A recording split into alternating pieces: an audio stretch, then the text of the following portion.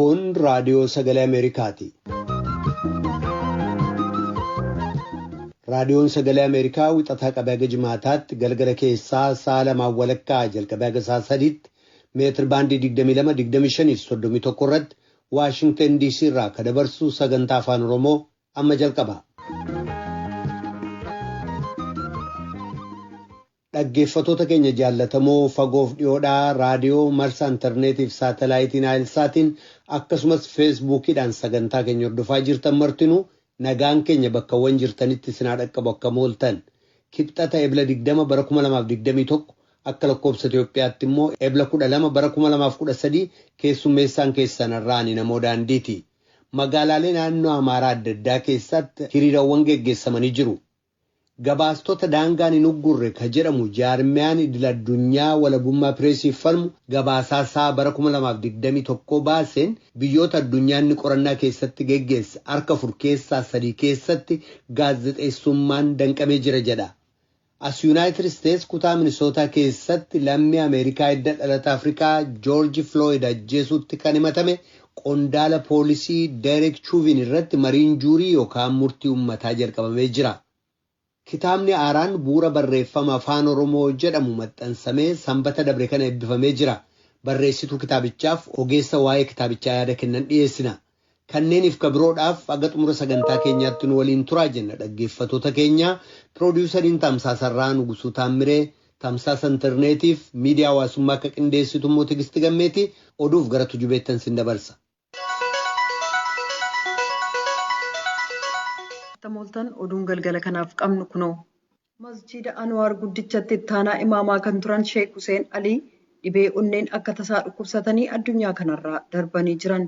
Sirna awwaalcha isaaniis guyyaa borii sagada suurii booda bakka awwaalcha musliimaa kolfeetti argamutti kan raawwatamu ta'uu mana maree waliigalaa kan dhimmootii islaamarraa ragaan argame beeksisee jira. Filannoon geggeessamuuf jiru karaa nagaaf dimokiraatawaan akka geggeeffamuuf mootummaan naannoo Sidaamaa yaaddoo nageenyaa keessaaf alaa dhaqqabuu malu dursee furmaatatti kennuusaa pirezidaantiin naannoo sanaa obbo Dastaa Leedaamoo dubbataniiru.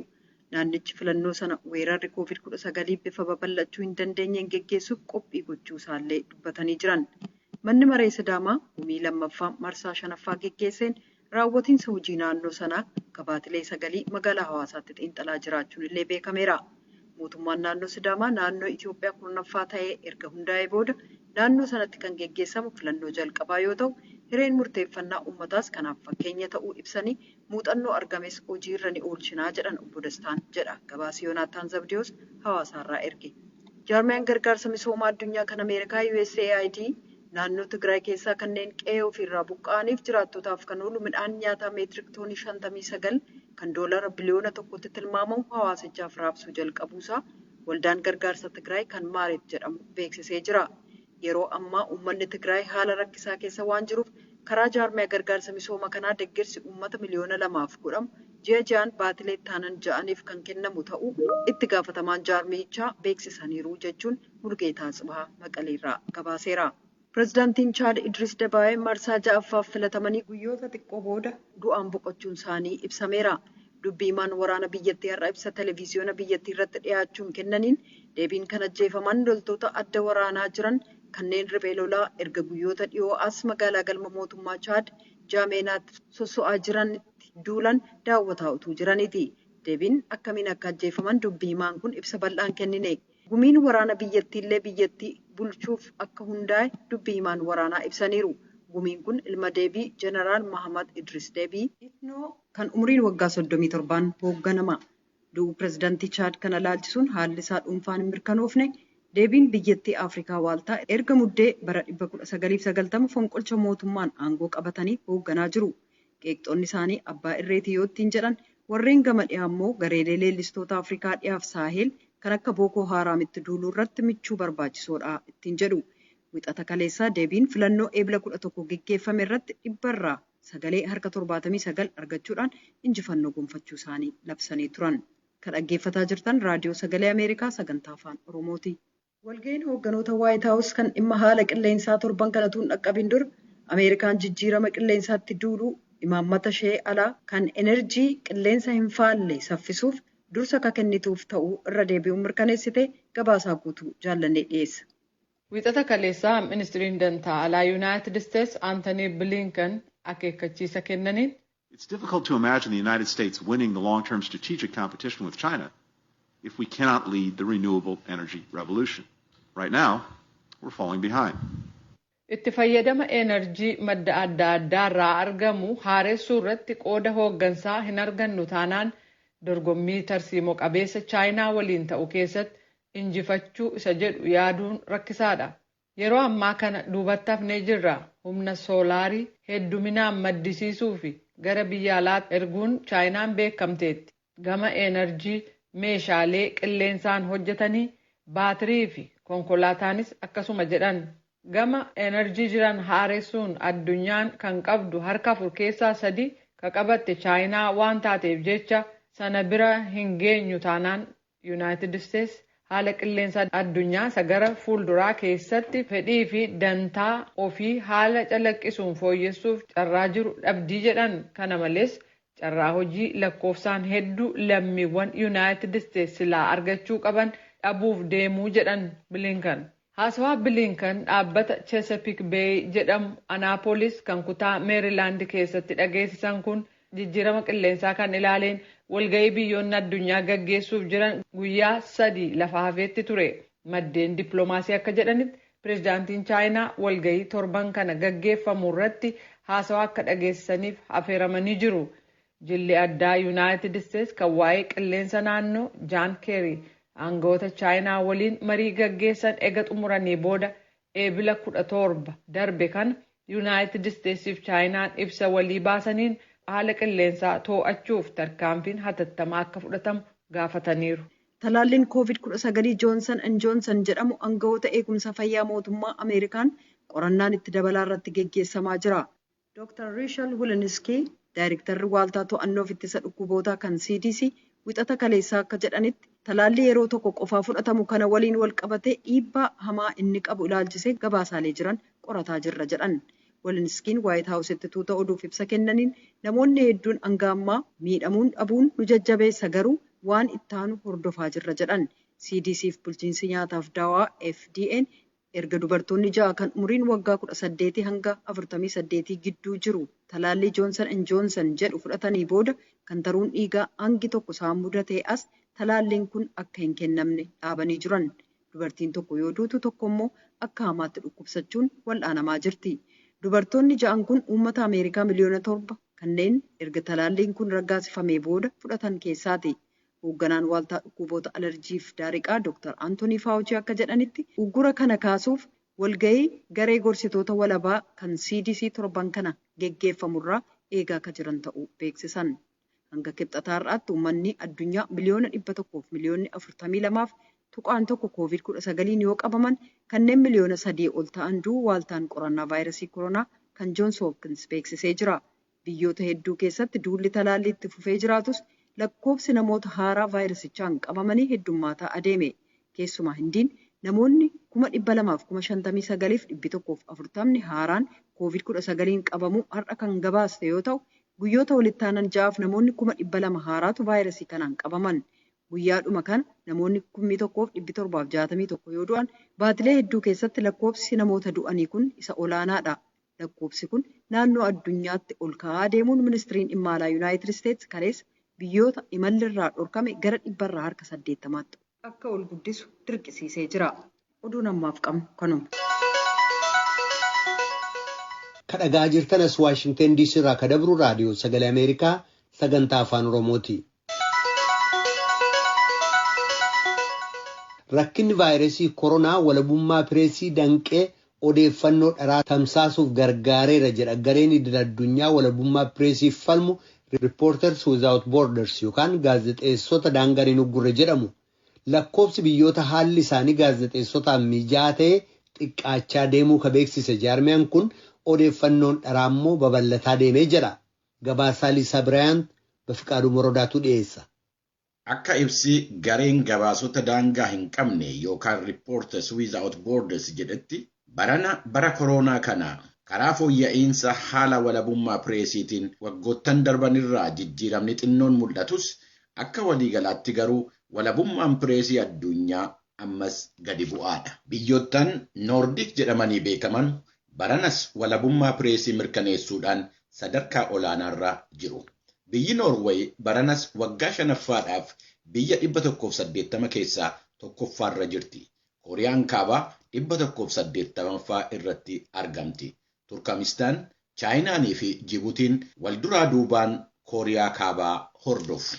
Biraazilii fi Veenzuweelaan sadarkaa 111ffaadhaaf 148ffaarra jiru. Biyyoonni kun lamman biyyoota waa'ee koronaa ilaalchisee hoggantoonni jaraa odeeffannoo sirrii hin taane facaasaa turanidha. Gocha jaraas gaazexeessonni bareechanii saaxilaniiru. Biyyoottan akka Iraan, Ijiptii fi Aljeeriyaa keessatti aango'anni mootummaa dhimma koronaa irratti gaazexeessota wajjin gargar ba'aniiru. Akka Pauline Adesmeville dubbi himtuun garee Reporters Without Borders jettutti biyyoonni biraas dhimma adda addaa irratti gaazexeessota hacuucaniiru. Even though there was a lockdown throughout the world, journalists were more attacks on the ground. Those covering demonstration, those on the ground covering were arrested more often. Sababa koronaatiin biyya adda addaatti cufiinsi jiraatullee gaazexeessonni mormii adda addaa gabaasaa turan miidhaan irra ga'eera. Hidhamaniirus. Akka gabaasni garee Reporters Without Borders dabalee ibsetti Awurooppaan bahaa fi Ameerikaan kaabaa haala gaarii galmeessaniiru. Biyya Jarman keessatti finxaaleeyyiidhaan gaazexeessota irratti rakkoon uumamullee. United States keessatti dhaabbanni miidiyaa tokko tokko dhimma koronaa irratti odeeffannoo dhugaa hin taane tamsaasaniiru. Kaan immoo dhimma koronaa tuffiidhaan ilaalaniiru. Afrikaa keessatti bifa adda addaatu mul'ate. Burundiin, Seeraaliyoonii fi Maaliin fooyya'insa galmeessaniiru. Sababa rakkina Tigraay keessatti uumameen Itoophiyaan sadarkaa 2 gadi buutee 101ffaa irratti akka argamtu gabaasni Reporters Without Borders kun agarsiiseera. Kadhagaa jirtan raadiyoo sagalee Ameerikaa sagantaa afaan Oromooti. Gabaasaatti aanutti ceena. As United States kutaa Minnesota keessatti lammii Ameerikaa hidda dhalata Afrikaa George Floyd ajjeesuutti kan himatame qondaala poolisii Derek Chauvin irratti mariin juurii yookaan murtii uummataa jalqabamee jira. Murtii uummataa kanatu qondaalichi poolisii balleessaa qabaachuuf dhiisu abbaa murtiitti yaada dhiyeessa. Gabaasaa Jesus Men Oni jaalaleetu dhiyeessa. Namoota ragaa ta'an dhaggeeffachuun torban 3 gaggeeffamaa ture booda kan ajjeechaa George Floydiin himatame poolisiin Derek Chauvin jedhamu irratti murtii kennuun amma harka garee murtii uummataa yookaan afaan Ingiliffaan juurii jedhamuu jira.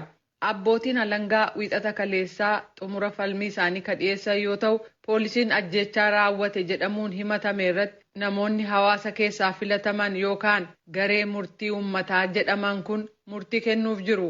Abbootii alangaa keessaa tokko Jerry Blackwell akka jedhanitti ultimately, it really isn't that complicated in what it is you have to decide with respect. Dhumarratti kunoo dhimmichi hagas walxaxaa miti waan ta'eefis murteessuuf salphaadha. Humna hammaa ba'ee gargaaramee jira. Akkasumas dhimmicha maaltu kaase isa jedhu ilaaluudha. Salphaa waan ta'eefis ijoolleen iyyuu hubachuu dandeessii jedhan. Poolisiin Chauvin jedhamu baatii ebila darbe morma Floyd sirra daqiiqaa 9 jilbeenfatee akka ture viidiyoon agarsiisu bilbila harkaa nama yeroo rakkinni sun uumame naannoo sana ture tokkoon waraabamee dhiyaatee jira. Kana gochuun poolisichaa tarkaanfii humnaa hin barbaachisnee fi boodarra immoo lubbuu Floyd galaafateef sababiidha jechuudhaan abbootiin alangaa falmu. Abbootii alangaa kana keessaa tokko ka ta'an Steve Schleicher akka jedhanitti. Use your common sense. Believe your eyes. What you saw, you saw. Madaalii yaada sammuu kee dhaggeeffadhu. Ija kee amani. Kan ijaan argite sun immoo isumata argite sanaa jedhan. Abukaatoon Chauvin falmii dhiyeessaniin haala yeroo sana ture keessatti waan inni hojjete poolisoonni kabiroonis hinuma hojjetu turan jedhu. Abukaatoo keessaa tokko Eric Nelson akka jedhanitti. In this case, the totality of the circumstances that were known to a reasonable police officer in the precise moment the force was used. Dhimma kana keessatti haalli waliigalaa ture poolisiin yeroo barbaachisaa ta'etti humnaan gargaaramuunsaa kan inni agarsiisu nutti toluu baatus humnaan gargaaramuun sun barbaachisaa akka turedha jedhan. Kana malees Nelson sababii Filooyidsiin galaafatee irratti falmii qabu. Filooyids yeroo sana dawaa sammuu darreessu kan inni fudhatee turee fi dhukkuba durumaanuu qabaataa turetu du'a isaaf gumaachee jedhu. They just want you to ignore significant medical issues that presented to Mr. Floyd. Dhibee fayyaa guddaa sanaan dura Mr. Floyd qabaataa ture dhiisanii bira darban. Hayyoonni kutaa sanaa waan kun du'a Floydsiif gumaachuu danda'a jedhanii fudhachuu gonkumaa dhiisuun isaanii kun diddaa isaan saayinsii wal'aansa fayyaa yaada madaalawaa waa ilaaluu fi sababaa jiran qorachuuf qaban agarsiisaa jedhan. Namoonni uummata keessaa filatamanii dhumarratti murtii kennuuf jiran erga gaafa dhimmi kun mana murtiitti ilaalamuu jalqabee kaasee uummatarraa adda baafamanii ka jiran yoo ta'u murtii kennan kan hundi isaanii iyyuu irratti waliigalan ta'uu qaba. Abukaatota keessaa tokko ka ta'an Matt Manning akka jedhanitti. One person on the jury holding out and voting not guilty or saying that they don't see guilt allows what's called a hung jury, and then the client is not convicted. Namoota garee murtii uummataa kana keessaa namni tokkollee himatamaa irratti balleessaa hin argu yoo jedhe yookaan hundi isaanii iyyuu balleessaa hin arginuu jennaan himatamaa irratti yakki muramuu jedhan. Duuti Filooyids Yuunaayitid Isteets keessatti baatilee hedduuf mormii kaasisee ture. Hawaasaaleenis dhimma kana irratti murtiin akka kennamu kan gaafatan yoo ta'u kunis hedduun akka jedhanitti caasaa haqaa Yuunaayitid Isteets qabdu irratti akka mallattoo qormaataatti ilaalamaa jedhu.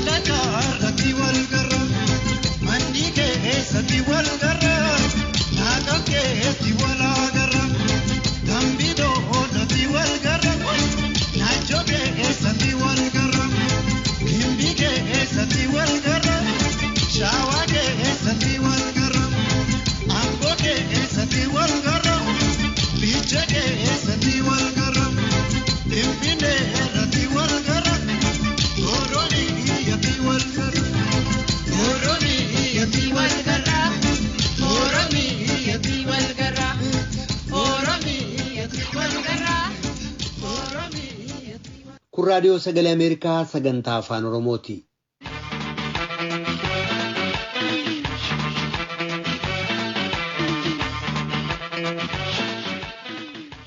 Kitaabni afaan Oromoo bu'uura barreeffama afaan Oromoo jedhu Askaalee Tarfaan barreeffamee sanbata dabre kana eebbifame.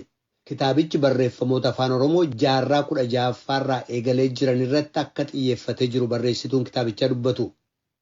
Ibsa raadiyoo sagalee Ameerikaaf kennaniin kitaabni kun gaaffii bu'uurri barreeffama afaan Oromoo maali jedhuuf deebii kennaa jedhu. Tsahaay Daamxootu Finfinneerraa gabaase. Jalqabbii barreeffama afaan Oromoo irratti yaada garaagaraatu jira. Qubee ittiin barreeffame kan jedhuu fi eenyutu jalqaba barreeffama kana eegalee kan jedhu gaaffii yeroo adda addaatti anaafis ta'ee barattoota ani barsiisuuf jedhan adde Askaaleen. Kitaabni bu'uura barreeffama afaan Oromoo kunis gaaffilee fi yaadota bitaa mirgaa ka'aniif deebii barbaachaaf barreeffamee jedhan. Kitaaba kana bara 2008 irraa eegalee qorannootu geggeeffame. Qorannoo geggeessuudhaaf wantoonni na kakaasan ijoon sadii jiru. Tokkoffaa ani sadarkaa adda addaatti barattuu afaan Oromoon ture. Yeroon barattuu afaan Oromoo ture wantootaan deebii itti argachuu barbaade deebii osoon ittiin argatiin hafedha. Inni lammaffaan immoo sadarkaa adda addaatti afaan barsiisaa ture. Barsiistuu afaan Oromoon ture. Barattoonni barachuudhaaf hin gaafatu. Maddi qubee laatiin maali jedhanii gaafatu. Qubeen laatiin yoom barreeffamu jalqabee jedhaniitiin gaafatu. Kanumarraa kan ka'e nuti maal barreessaa jirra yookaan immoo uummanni Oromoo maal barachaa jiru kan jedhu irra gaaffii guddaa natti ta'aa ture. Kanumarraa eegalee deebiiwwan kana argachuudhaaf qorannoo hojjechuudhaaf murteessee jechuudha. Inni sadaffaa hojii kana akkuma hojjedhuuf kan na kakaase seenaan afaan Oromoo kun yoo ilaalte isa kamiin jedhasi jechisiisa. Ani amma barsiiftuu afaan Oromoo tokkotti qubee eenyutu jalqabee inni tokko Hayilee Fidaadha jedha. Inni tokko Onesmoos. Inni kaan immoo Sheek Bakirii Saphaalooti jedha. Sheek Bakirii Saphaaloo qubee laatiin barreessuu jalqaban utuu hin taane nama akka Itoophiyaatti jechuudha. Qubee ofii isaanii qubee 28 boocanii naannoo Dirredawaa Harar bakka Saphaaloo jedhamutti afaan Oromoo ittiin barsiisaa turanidha. Kana walitti araarsuudhaaf barsiisonni kun akkamittiin barsiisuu qabna kan jedhu qorannoo seenaa ogbarruu afaan Oromoo gama qubee ittiin barreeffame jedhuun 2008 irraa eegaleen hojjechuu jalqabe jechuudha. Kitaaba kana barreessuun waggaa 6 akka itti fudhate kan dubbatan adde Askaaleen galtee barreeffama isaanii ittiin gabbifatan bakka adda addaati walitti funaanuu ibsaniiru. Bifan ittiin odeeffannoo argadhe bifa gurguddoon lamaaniin argadhe. Tokko namoota seenaa ogbarruu afaan Oromoo gamattiin barreeffameenii muuxannoo dandeettii qaban iyyaafatan. Isa tokko bira yoon ga'u inni tokko qaama biraa naafeeruudhaan biraan ga'ee inni lammaffaan immoo odeeffannoo kitaabilee barruulee gaazexaa adda addaa barreeffamanii bira ga'uudhaanidha. Egaa barruuleen kitaabilee kun salphaatti iddoo kana argachuun baay'ee cimaa. Maaliif kitaaba bara 1973 mata duree bara birraan bari'e doyii Oromoo ishee jalqabaarraa hubadhe kitaaba kana akkuma isin bira ga'eenii gaafa dubbistan gubaa jedha. Seensa isaarratti sababa gubamuuf dubbise. Yeroo san olaantummaa afaan biraa waan jiruuf afaan Oromoo barreeffamee yoo nama biratti argame kitaabii yoo argame kitaabi sunis qabamee hin gubama ture.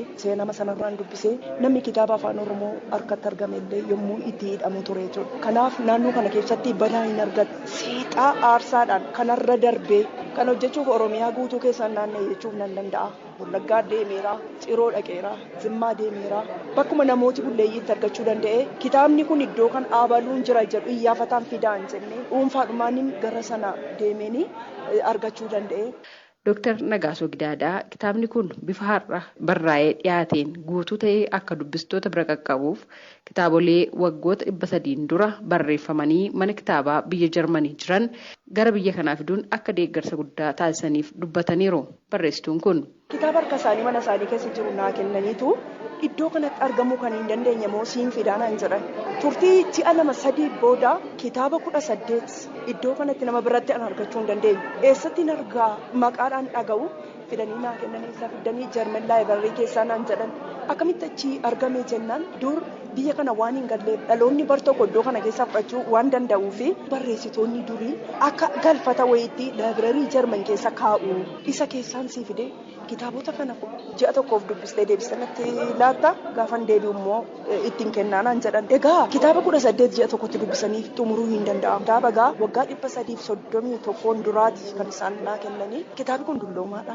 Suura isaa amma danda'an keessa deeme kakaaseen akka kanattiin hin barreessaa ture jechuudha. Odeeffannoolee waa'ee afaan kanaa duraa duubaan akkamittiin sadarkaa isaa irraa kanallee akka ga'e akkamittiin yeroo mootummaa ce'umsaa bara 1983 akka lakkoofsa Itoophiyaatti akka qubeellaatiin guutumaan guutuutti afaanichaaf filatame illee odeeffannoo naa kennanii ituu na wajjin na gargaaranii namallee naa eeranii akka carraa ta'anii boqotanii guddaa karaa isaanii kana hojjedhee jechuun barbaada. Qabiyyee kitaabichaas tarreessaniiru Aadde Askaaleen.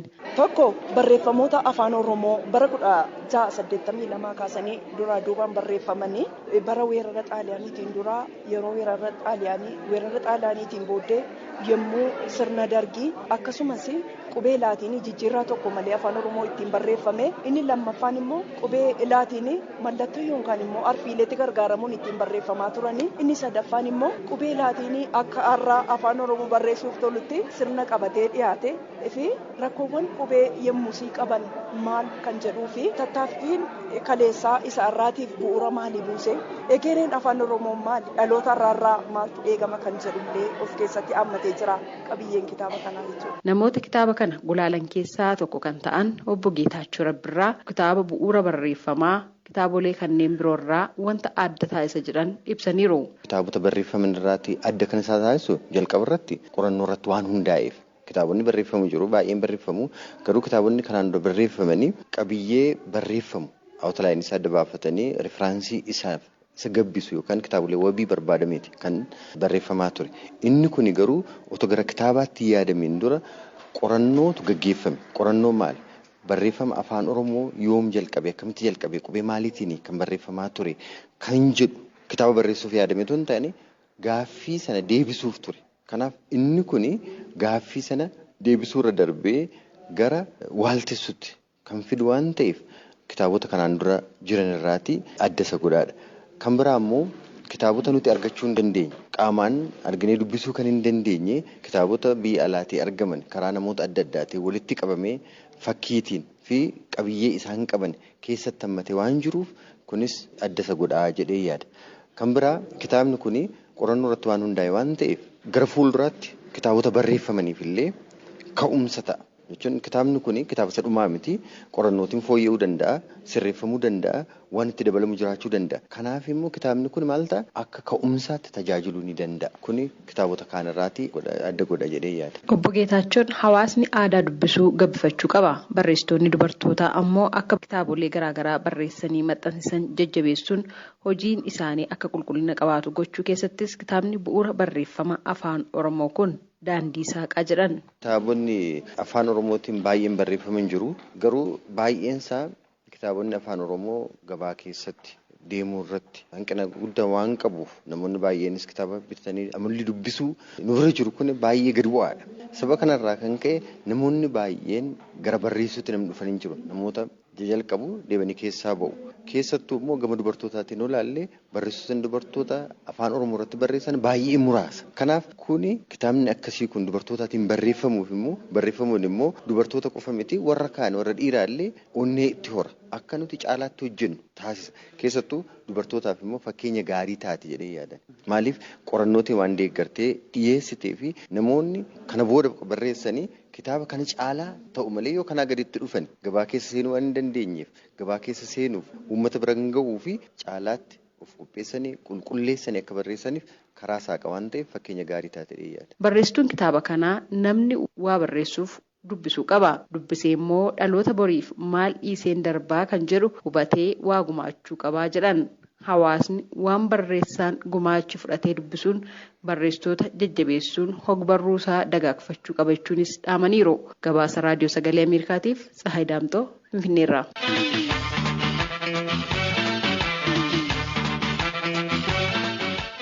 Raadiyoon sagalee Ameerikaa galgala keessaa sa'a 2 walakkaadhaa jalqabee haga sa'a 3tti meetir baandii 22 yookaan kiiloo heerzii 13,765 irratti meetir baandii 25 yookaan kiiloo heerzii 10,040 irratti akkasumas meetir baandii 31 yookaan kiiloo heerzii 10,485 irratti wixataa hanga jimaataatti qophii afaan Oromootiin dabarsu asirratti raawwata. Qophii boruutti walitti deebina dhaggeeffatoota keenya nagaatti bulaa. Amma sagantaa afaan Amaaraatu itti fufa.